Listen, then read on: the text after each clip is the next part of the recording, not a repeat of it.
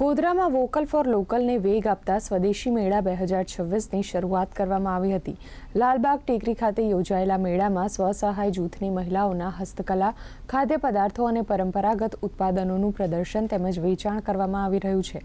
સાંસદ રાજપાલસિંહ જાદવ અને ધારાસભ્ય CK રાહુલજી દ્વારા આ સ્વદેશી મેળાનું ઉદ્ઘાટન કરવામાં આવ્યું હતું। આ આયોજનનો હેતુ સ્થાનિક ઉત્પાદનોને પ્રોત્સાહન અને મહિલાઓને આર્થિક સશક્તિકરણ છે।